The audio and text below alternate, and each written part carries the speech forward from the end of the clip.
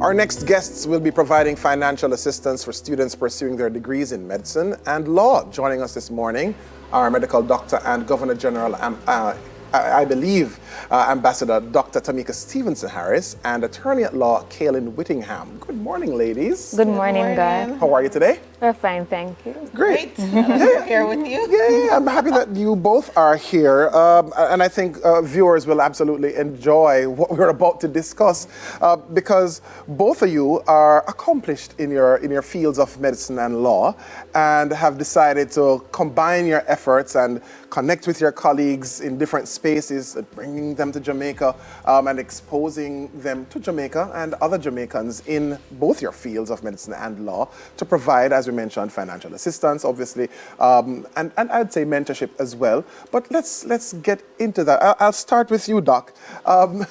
Just share what inspired you to give this consideration, and then to partner with Kaylin and make it come to life. So, thank you very much for that question. What inspired me really and truly is my sister.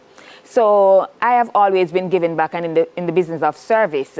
However, as it relates to this particular project, she resides overseas and I am locally. And so, of course, in exchange of words and the different associations that she's a part of, she always wants to showcase Jamaica. Right. So with wanting to do that, she's like, oh, Tommy, you know, I'm coming to Jamaica. I think I should take the group to Jamaica, a particular group that she was a part of. I'm like, okay, certainly, where do you want to go? And I was just ready and willing to assist. Right. So while we were there, as I was recounting my experience the last time, I said to her, why don't we go and look at the venue since you are here at the particular time? And when she went to look at the venue, she's like, oh, and where is the bar?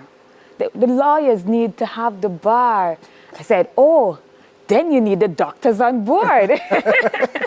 And of course, that's how it has become a medical legal. And of course, we have opened it to business in terms of exchange or summit. And so that's how, in terms of this little thing, has started with her vision. Great. Kaylin, I mean, what inspired you then? Because, I mean, clearly you want to expose your colleagues in the U.S. to Jamaica and you know, continue some level of collaboration. So what got you to that point? Well, this is where it began, right? My foundation, and I am always happy to showcase Jamaica, our culture, to my colleagues, and I thought it would be in this cultural exchange. I thought, like, why not start in Jamaica, right? We're in the service business, right? We're lots of lawyers and doctors. New York in particular, we have so many different cultures. A lot of them are Jamaicans. Right. Understanding the person, where they're coming from, can help you to serve them. And giving back, as I've always said, that's a part of my life. Many have helped me along the way. I come now accustomed to the destiny helpers. That's my new catchphrase. Heard it recently, but I used to say depending on the goodness of strangers, but definitely our destiny helpers. And I just want to pay it forward and give back. Yeah. So now you're focusing particular attention on obviously persons who are pursuing studies in medicine and law. Yeah. At the tertiary level. Yeah. Why there?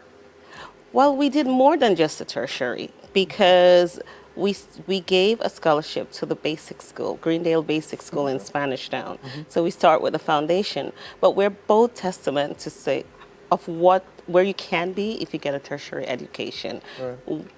As I've said before, graduating high school during the time I was here, growing up in Greenwich Town, was an accomplishment. But not stopping there allowed us to be here speaking to you today. Right. And so that's what a tertiary education can do. And for someone who is aspiring and pursuing such a goal, at times the financial need will be so much that it could really change their life. They may not be able to complete their studies. Yeah. So, who or what inspired you both? And I'll tell this one to you. Yes. Tamika, who or what inspired you to ensure that you push all the way through? Because it could be pretty easy for you to go, Lord, it's tough, I'm done, and just resign yourself to something else. That's true. And whenever I'm asked that question, even in my sleep, I will tell you it's my mom. Yes. because I saw how hard she had to work in terms of to send us to school and to get us the thing that we needed. And not only that, sometimes we were not able to afford some of the things that we needed to get through. And so with her commitment and her drive, I'm like, wow, if I could only pursue my education, pursue that career that I want to pursue, then I will be able to earn so that I can help to take her, as my sister said, we grew up in Greenwich Town, so to take her out of that community, to see where she can, just relax one day and not have these stressors all over her, and to assist with her siblings. So that was one of my major drive and motivation, to just do not stop. Yeah. You have this lady who have invested herself and her time in you. You cannot stop right now. You need to be able to give back to her and to assist your siblings. Absolutely. And so hard was your push, so strong was your motivation, that you are a Governor General, I Believe Initiative Ambassador. What exactly got you to receive such an honor and to carry that torch? In 2008, some persons saw it fit where they felt like I was an eligible candidate to become a Governor General Award nominee at the time. And it so happened that I was successful, and so I was among the 2008 cohort. So I was the representative and awardee for Kingston. Right. And in speaking with the Custos and the Governor General himself, they're like, no, but you should be an ambassador. Yes. What's that been like? What's that journey been like? That journey has been good in terms of working with other IBI ambassadors and closely with the custodies of the various parishes. And I say various parishes because I've been between Kingston and Montego Bay in terms of giving back. So I've always been doing that, and sometimes we have also been working as a group in terms of achieving and pushing forward and donating to the different groups, as well as providing mentorship to others. All right, so quickly, let's just touch on the summit. When is it? How can people participate, and so on? It has begun. It began yesterday, May 2nd through 7th. Today we are actually having a business luncheon where we're bringing together the professionals from overseas and some of our local professionals here, where we're going to collaborate. We're going to talk about investing in Jamaica, real estate development in Jamaica. We also know of the some of the banking crisis or the issue with Hussein recently that we had. So we have Mr. Ken Joseph, who has been at the SEC, who was at the SEC for over 21 years.